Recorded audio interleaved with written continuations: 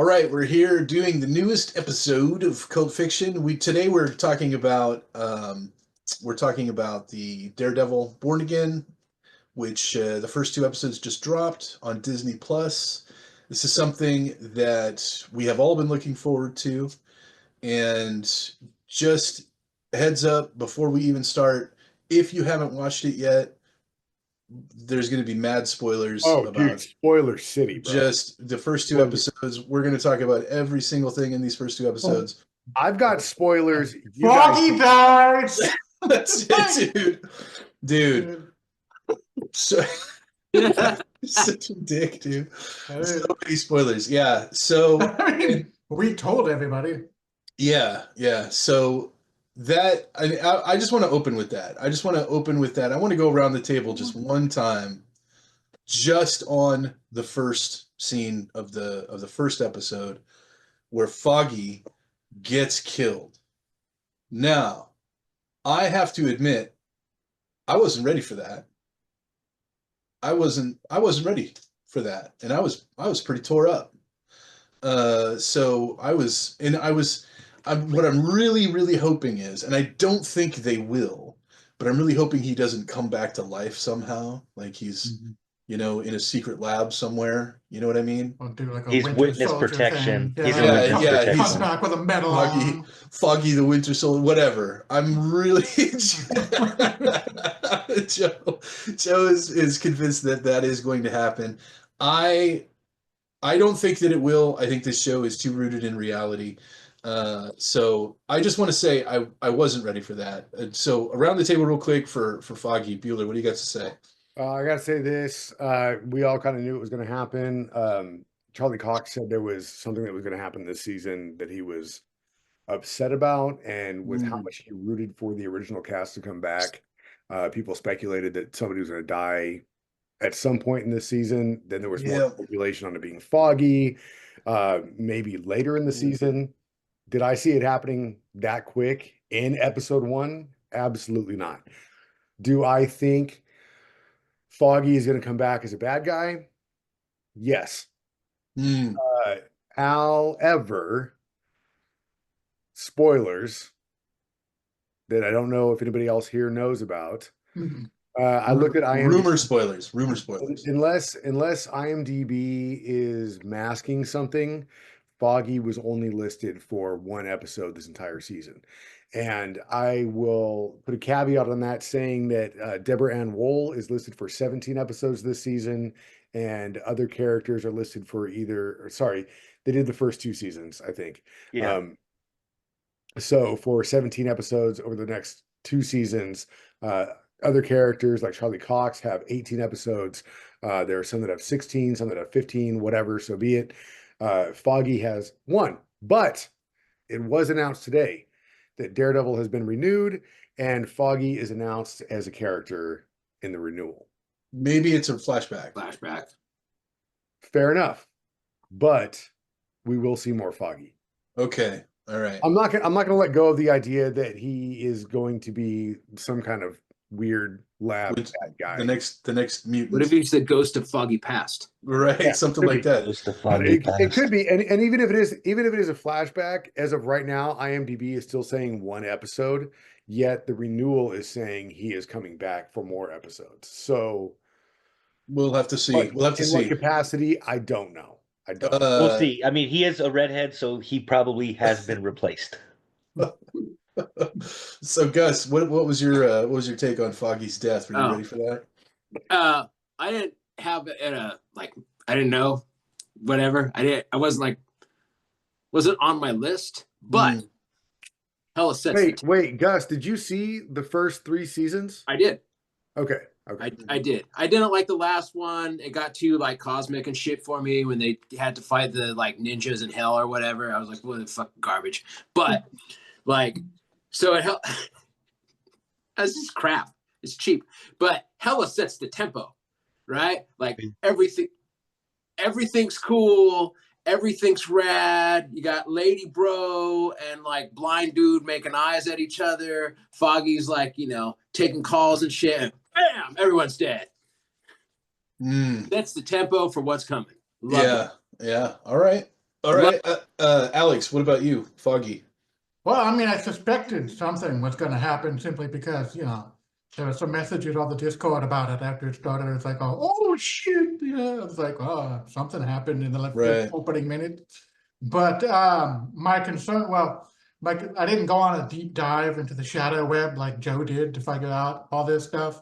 But like, my concern was that It's our job, Alex. It's our job. of course, internet sleuthing. Um, but my concern was, I had actually saw an interview with D'Onofrio recently where he said before the reshoots, the cast wasn't involved at all, and it was just basically like a reboot of everything. And they told he and Charlie Cox to forget the first 3 seasons. And I was like, wow, what a dumb idea that was. Super. But my concern was after seeing Foggy die, it would be equally dumb to just have them come back to like have one of them die and then one of them be so mad they leave the show. And so it's like, but apparently now, according to Joe's detective abilities, she's going to be back on several episodes. So It looks like it, yeah. yeah, because I was gonna say with that you're gonna bring the whole cast back and make a big thing of it, and then like kill one, and the other one's like, oh, this obsessed me so much, I'm just not gonna be on the show now. And it's just like, well, that She is- would have been lame. But She's pretty apparently- upsettable. She's easy to upset. But obviously, yeah, I mean, I wasn't expecting that to happen so quickly. But yeah, that was gnarly. Eric, your take on Foggy's death? Yeah, I mean, everything you guys said, it set the tone. I thought it was, I was definitely surprised. I wasn't expecting it. And then when it happened, I said, I was like, I should have expected it, Right.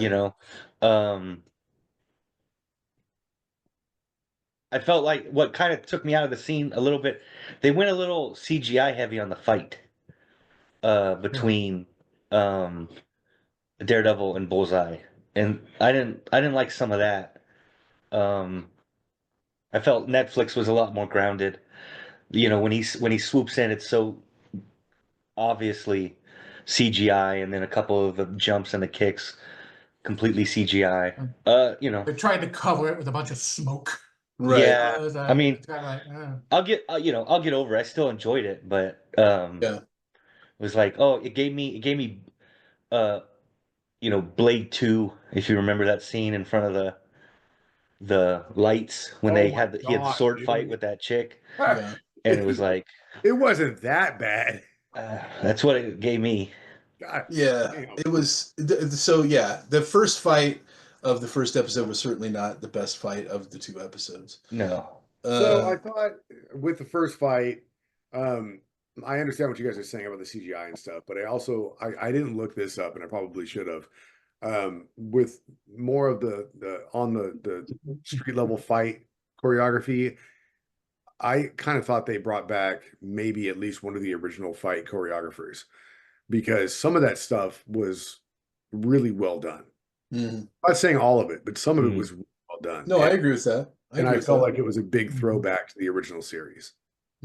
There wasn't a contiguous shot, was there? No, but Because they kept going back to Foggy, Yeah. What his, got and his me- life bar going down and down and down.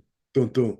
Dun, What dun, got me, dun, dun. what made me go, oh shit, when I was watching it was when Daredevil was walking down the stairs and he kicked Bullseye and he had like 3 blades sticking out of his chest and one out of his. Yeah, I was like, that's cheesy but fucking cool. Yeah. Really cool. I don't know why I like it so much, but I liked that shot. It's kind of, but it gave you the feeling that he's like out of practice, right? It was almost realistic. It was like, he hasn't done this in a minute. Maybe, I don't know. That's Yeah. like what I felt. because I feel like and if I when- was Bullseye and I could hit anything, I would hit him in the fucking mouth. Mm, Dude, when Bullseye Because hit that's that the lady only hanging thing over that's the not covered. stairs, right. What's that? when Bullseye threw that knife at the lady over the stairs or whatever, I was like, God damn, okay. Or when he got knocked into the extra room initially in the bar, Right. and he killed the lady by just like ricocheting it off like 2 walls. Yeah, dude. And it was all boom, boom, boom, and she just fell down and died. I was like, oh, what a prick! He's a bad dude. What a prick! What a mean person. You are a didn't even mean need to person. do that, my guy. I know, dude. He was like, I know, that's a knife you could have stuck in Daredevil. What are you I gonna know, throw it at right? her? Like that lady was just playing just pool, having a bro. beer. Come on, what the Yeah. hell? Can't go around killing barflies. What the Yeah. hell? It makes It's a no shame. sense. So okay, And then he so got, of course, thrown off a building. right, and so that was kind of like the most important part of that scene. I thought was that Daredevil really did try to kill him. Right. Yeah. Like that was no doubt. He broke his own code, tossed him off the roof, and it sort of makes sense that that's where he decides, he's not going to be Daredevil anymore after that. It's So just let me went too ask this, far. since we all here are pretty big MCU fans, I laughed when that happened because, and I'll tell you why, because when he's like looking down and Foggy like beats his last beat and Foggy's dead and we know he's dead and Daredevil just like throws him off the roof.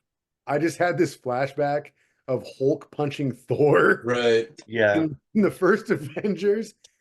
I don't know why, man. That's just what it felt like. Was like, fuck you. Yeah. I think I was like, oh. Yeah. He was pretty spent Right. at that point. I was surprised he lived through it, but they did some work on him, right? So like, it's not out of the realm of the reality that's been created in the show that he lived through that fall. I have burglars. Sorry. No, that's all right, man. You get him out of there. So Eric, as far as the rest of the episodes are concerned, the first two episodes, what are some of your Well, I will say that the work that you're saying that he had done is comic accurate, Mm-hmm. and it actually ties in directly to Captain America. Okay, all right. So it is feasible that if he got the work done in the MCU that he did in the comics, that he would have survived that. Right. And at the end of the episode, actually, Eric is the only one here who has seen Brave New World, right? So he's going to talk about that for just a little bit. No spoilers on that, though. Yeah. Because we haven't seen it yet. But and I'm sure we'll talk about it on a later episode. But the rest of the first two episodes of Daredevil, man, what are some of your key takeaways? What are some parts that you liked? For me, For you? well, I mean, obviously, Kingpin. He's very subdued in this one. I also thought it was interesting. Tony Soprano's son is in Right. there, like, Right. almost in a way like not a sycophant. I wouldn't say like a sycophant, but like a big fan. Sure. He's like a fan, and you wonder if he truly admires him, or if he sees him as a springboard or something. Like what the relationship there is. I realized that was Tony Soprano's son. Okay. Yeah, I didn't know that either. Yeah. Okay. Yeah. And yeah, that's why he played Tony Soprano in that Sopranos movie, that kind of one-shot movie. It's in New Played York. the young Tony Soprano. Never So saw yeah, it. James Gandolfini's son. I don't know. There wasn't a ton of meat on the bone. It was a lot of just moving pieces. Like I don't think that we haven't even seen the actual plot yet. Right. Right? Oh, yeah. All they've done is introduced the pieces to the board. Right? I will say it is kind of interesting that they've created a world where the line can be said by a lawyer to a judge. He didn't even have his mystical amulet on. I caught that. Yeah. I thought that was hilarious. Like unintentionally hilarious. I think like, that was a little like, tongue in cheek. Yeah. He's like, tongue in dude, cheek. didn't even have his mystical amulet on. Didn't even have his magic artifact. Look, what are we doing? What are we that doing shows intent. That shows intent. Yeah. Of course. So, but yeah, I feel like all we've seen so far is the introduction of the chess pieces, and then in the next episode or two, we'll finally get to see, what's really going on. And these Disney Plus Marvel shows tend to do that, right? Mhm. Like if you remember, obviously, the most famous one is probably WandaVision, right? Right. They put out the first two shows, and people were like, "What is this? Is going on? I have no clue." And all you knew was like 5 or 6 characters. That's it. Other than that, you were like, I have no idea. Right. So Yeah, they had little things, but it was people had no idea what the hell was going on. right. And for my part, I just want to say I think it's interesting that they're still even after the first 2 episodes, they're still real cagey about why Foggy was even killed. Like what Exactly. what was that about? Obviously, there was a reason for that. We're going to figure it out, but they I haven't. mean, it could have just been revenge, possibly. It could from have been. Bullseye, It could have you been. know. I feel like there's something it deeper was to a it. known cop bar with Mhm. a known defender, and they were all there at the same time. Like we don't even know who the actual target was, because the second shot was obviously going for Karen and it missed because she ducked, and then he just killed indiscriminately inside the bar. So it was like a free for all. Did he miss her though? Like, I feel like if he'd wanted her dead, he could have killed her. He shot I agree two because people it is, who walk out and he dropped them both, but she lived. So Yeah, well, I feel like he wanted to have that moment where he says, "Hello, Karen," because he did that in season 2. right. And so I feel like he wanted that moment. I don't think he wanted to shoot her through a sniper rifle. I think he wanted to, if he was going to kill her, he was going to kill her up close. Mhm. that's fair. I just think as a viewer who is supposed to not know this is Bullseye, it's supposed to look like a miss. Like, Okay. if you're looking at it like askew, like it's I feel like we'll find out more about that exchange Yeah. later, right? So let me jump to I want to jump to Gus actually. Your what are some of your favorite parts of these first 2 episodes? So What was there anything that really drew you in? I thought the best thing out of the 2 was the coffee cup exchange. No, man, it's so beautiful. Like first of all, the cinematography on it was pretty good, right? And it Right. had like some good throwbacks to like Heat, like it had Right. good throwback to Heat, where it's like two. And I guess Good- I'm trying not to callback. say Good the F word, callback. but Okay. I Yeah, worked for really real. hard at not saying the F word through this. So I kind of half gave it up for Lent. I'm at 9 for the day. So I think I'm at 2 for You the gave up swearing for Lent? Oh, and a whole other things too. But anyway, so like what I'm digging is here's 2 really, really bad dudes that really don't like each other sitting down and like they're gonna kill each other. What's funny is they don't like each other, but in a very weird way, they respect each other. They have a Oh, yeah. symbiotic relationship. Right. You can't do this without the other. Right. Yeah. Right? They do like there's no way that either of them exists without the other. Right. And the thing is, like when Kingpin said that he didn't kill Foggy, I believe him. I believe him. Right? I believe him because it's like Kingpin's a lot of things, but he's not a liar. Right? Yeah, it's like he's practical to to a fault even, and it's just sort of like if he tells you something, he means it. Right. Really. Right. So I liked that part. I thought that was really cool. I loved it. I thought that was the best part of the 2. Curious to see where Karen comes up, like in the flick, right? Because like I'm Right. like when I watched it, I was a little confused. It's like, let me get this right. Lady Bro has hot pants for her homeboy. Her other homeboy dies in her arms. And then after the murderer gets put under the jail, the one she had hot pants for is like, hey, can we get a cup of coffee? And she's like, no, it's a bad time. I'm like, I'm confused. I'm just confused. I know, whatever. It seems kind of contrived. Yeah. Can we get a sidebar for Gus-isms? Yeah. I think we need it. Which one do you like? Hot pants? Lady Bro, hot pants. Hot pants. Lady Bro has hot pants. Lady Bro has hot pants but anyway, I really liked it. Is that different than the Lady Boy I took out that had sweatpants? A different thing. It is This that is is a different thing. Oh, okay. totally a different thing. Got it. Now Okay. it makes sense. Not that there's anything wrong with that. Hey, whatever you want to do. But like, I'm excited. I'm excited about watching the next episodes. It should be pretty good, and like, there's new characters, there's some new dimensions. Like, it should be pretty cool. And then I think Alex is going to touch on something, so I'm not gonna hit on it. What But do you got, Alex? yeah, Reach it, Alex. No, What go do you for got? it. Yeah, you got something to say? Go for it. Oh, No, we want you to touch it, yeah. Alex. I'm pretty sure you're gonna do it. So, because we talked about it when we watched it. Touch Yeah, the touch I mean, the I subject. already talked about, the concern I had with the old cast coming back. Eric talked about something like my two biggest concerns were that, and when Eric talked about the CGI, I was kind of like, my hope is that by rewriting everything and coming in for the reshoots, there's not a whole lot of stuff that needed to sort of like half-assed because it was kind of rough. The Right. CGI felt a bit spotty. I hope that's not the norm, but we'll see. It's not a big deal, but I wish it were a little better.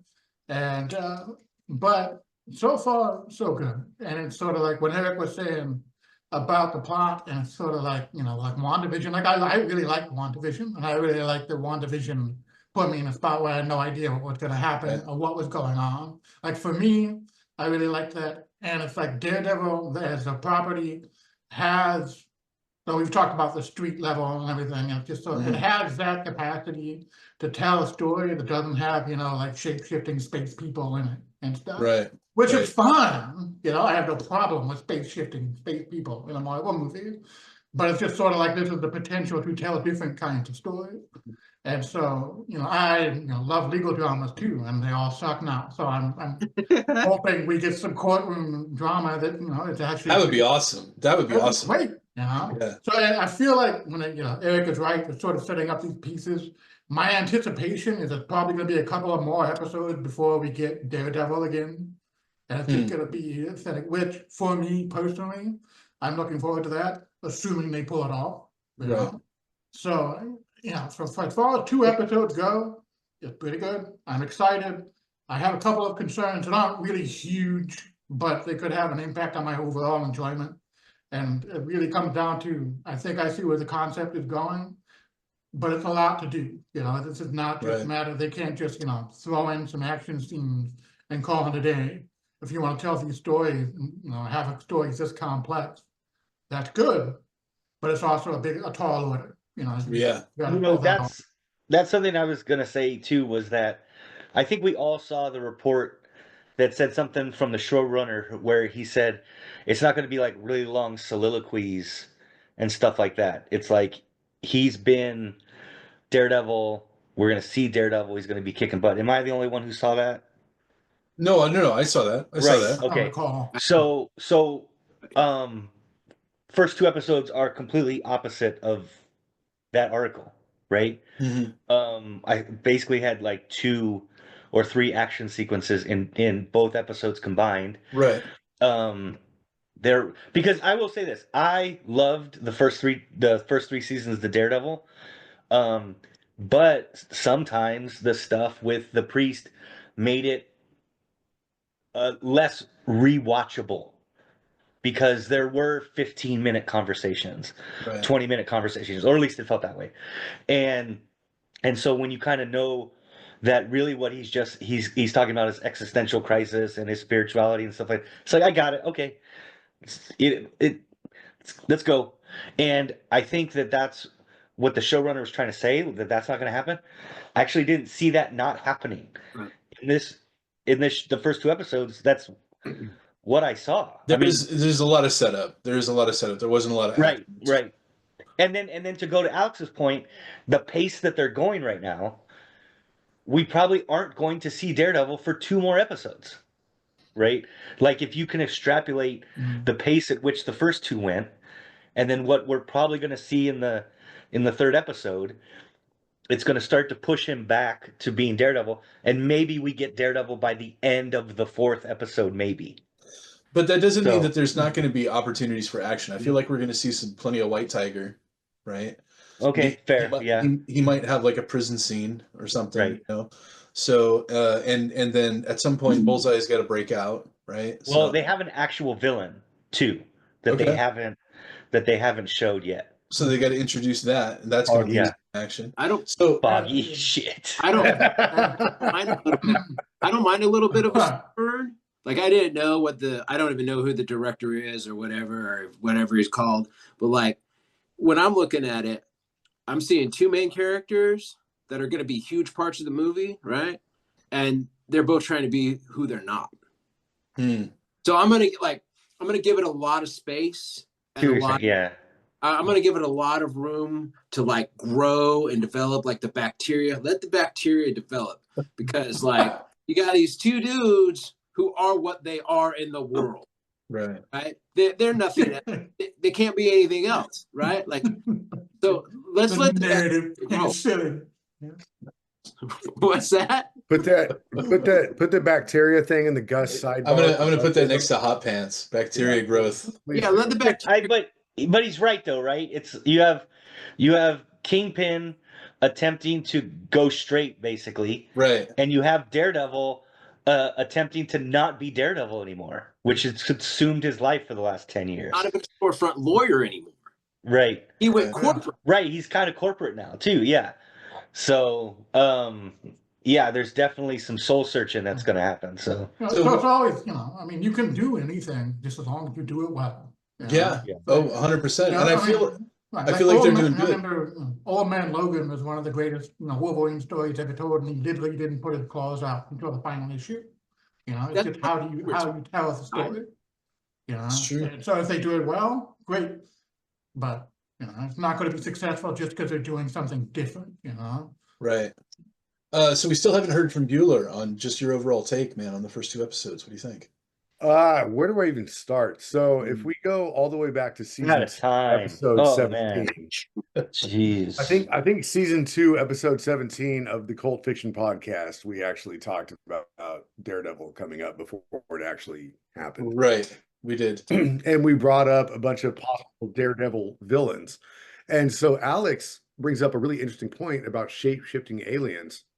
And if you go back to that episode and you watch, as I listed off all the possible villains in the Daredevil universe, you had the Alphabet Men. Now, if you take Foggy dying, possibly coming back at some point as a shape-shifting alien, and the Alphabet Men, I think we have our supervillain for this season. It's going to be all Foggy as the Alphabet. Okay. Yeah, I don't. Okay, no. And then fire can't melt steel beams. Yeah. I don't think Okay, that's but gonna... anyway, moving on from that. Okay, hold on. Let me put in my Billy Madison video right here. No doubt. The clip. We are all now dumber from listening to that. Yeah. The pacing was really shot, but obviously they wanted to hook people with that first fight scene. They did a great job. It was like 17 minutes until they showed the opening credits. And then you got nothing until the end of the second episode. So the pacing was weird, but it was a good bookend. Open with a huge fight scene, close with the decent, it was a good fight scene, but it wasn't as big.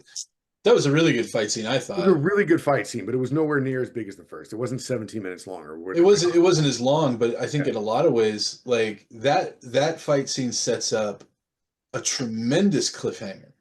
Really? No, it really does. I agree with that. Because now it's like Murdoch is out as, being able to fight. Like how does he deal with that? Like these cops, he's got these bad cops. Did he kill them? Are we under the impression that he killed both of them? I don't think he killed them. Okay. I mean, did he? I don't know. If he just dropped that killed one dude 2 on guys, his head. Yeah, he dropped him on his head. He's not going to be river dancing anytime soon. But but I think that guy's dead.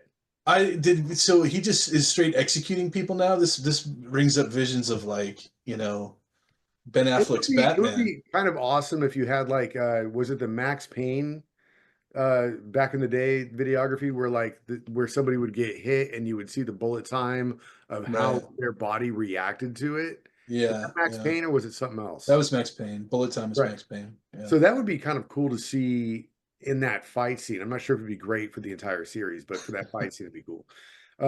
But anyway, no, that was a good bookend to the two opening episodes of this season, to have those 2 fight scenes open and close it. I thought that was kind of awesome.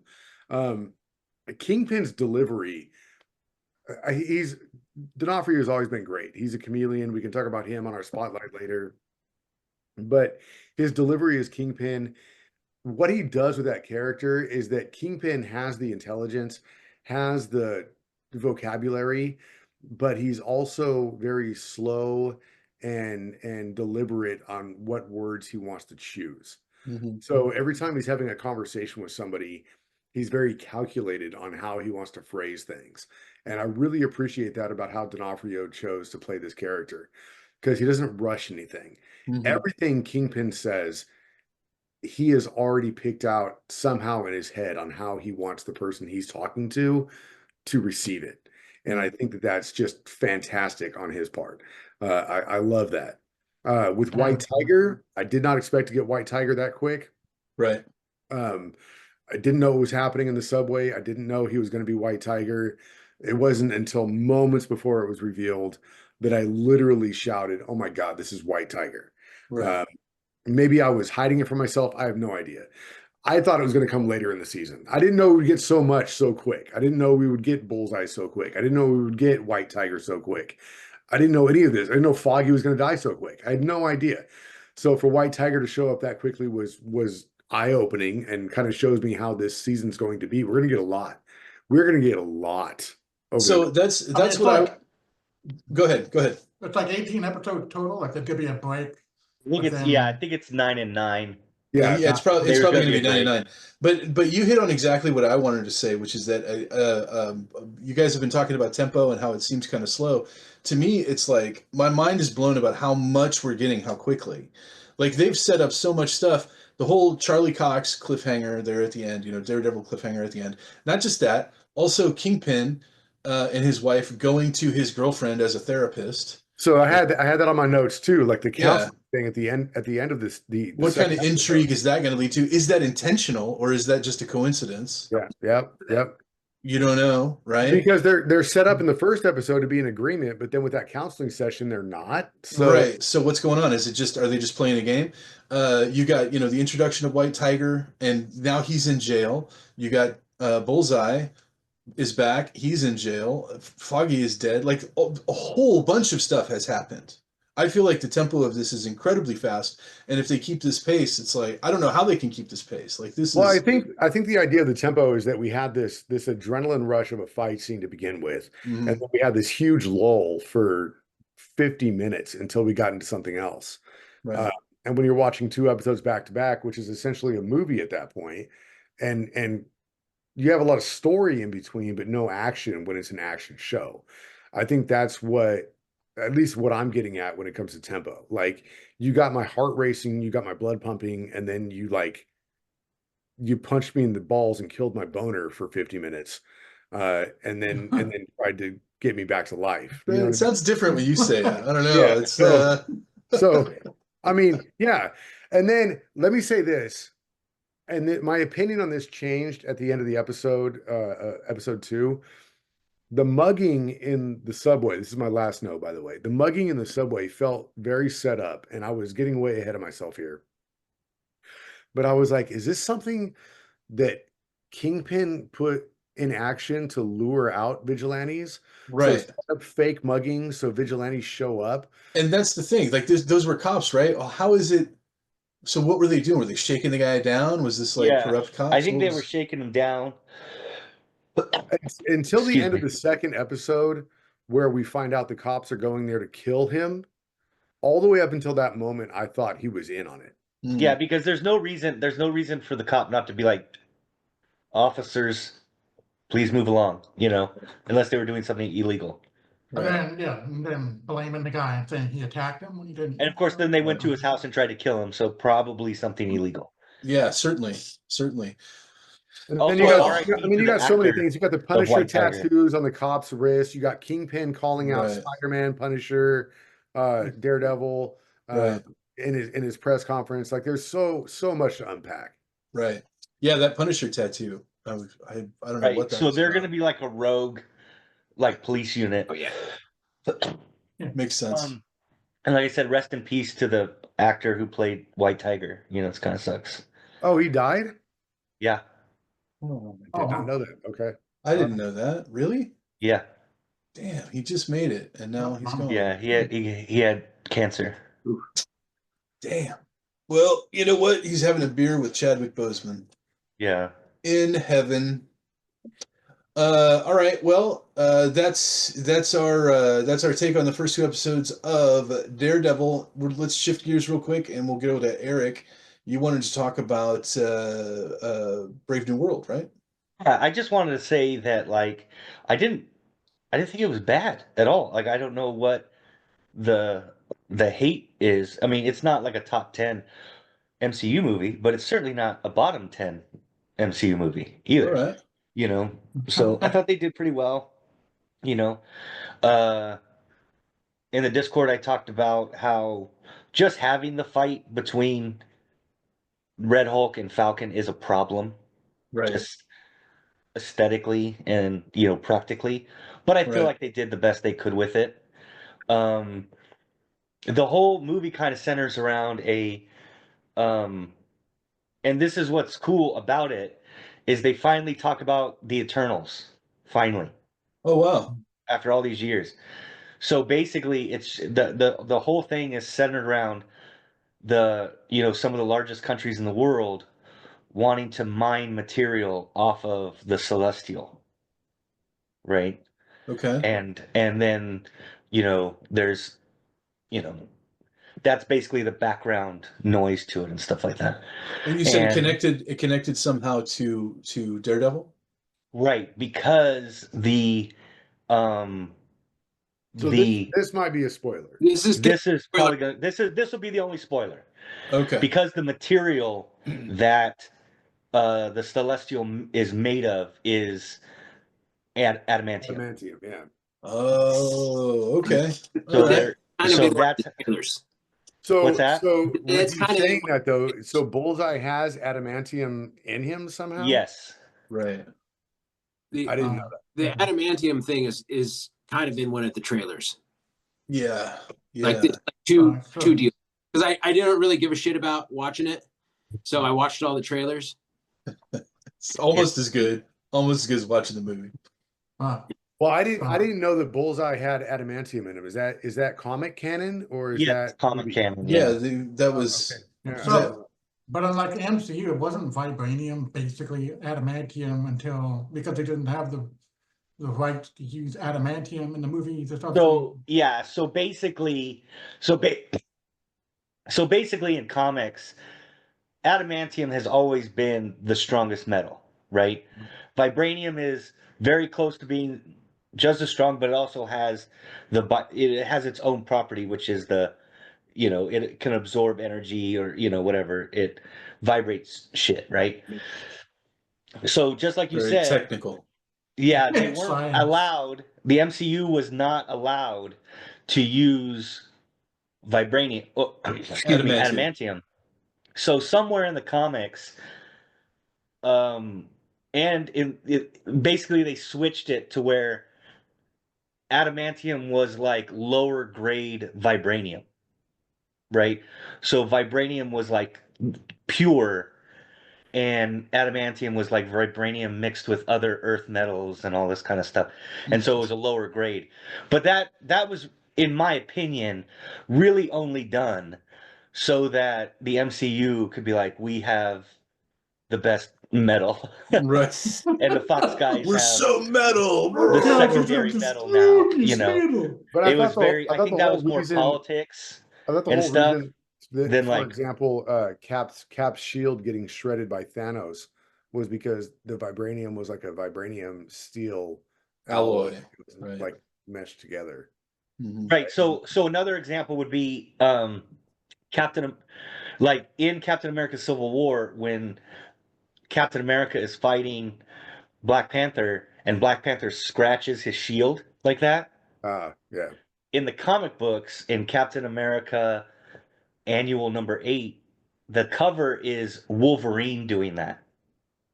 And so it's Wolverine's claws that are scratching through Captain America's shield. Right. Because vibranium would be able, or excuse me, adamantium would be able to do that. Which is why Wolverine is still dangerous to someone like Captain Whatever, America. nerds. I just love all this metal. Okay. I think that's enough geeking out. We've geeked out enough. let's call this one done. Okay. Thanks for joining us, everybody. We're looking forward to the rest of this season of Daredevil, and I'm sure we'll be talking more about it. So tune in next week. Take it easy. Spotlight on Vincent D'Onofrio. Oh yeah, next week we're gonna do a spotlight on Vincent D'Onofrio and his amazing finger acting. All right, join us then. See you later. Later.